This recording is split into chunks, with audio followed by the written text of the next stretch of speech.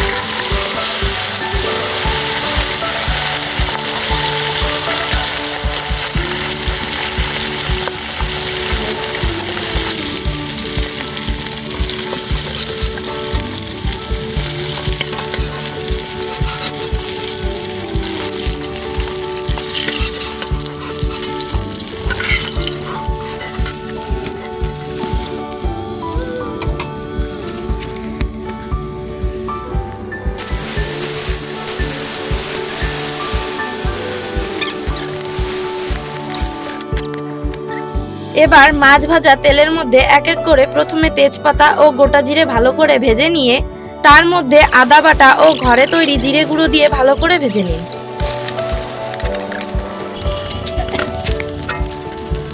মশলাটা ভালো করে ভাজা হলে পরিমাণ মতো লবণ ও হলুদ দিয়ে ভালো করে নাড়াচাড়া করে নিন।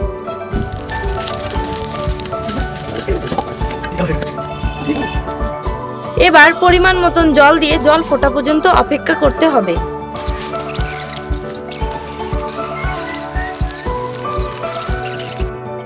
তারপর যখন জলটা ফুটে উঠবে তখন তার মধ্যে ভেজে নেওয়া মাছগুলোকে দিয়ে দিতে হবে।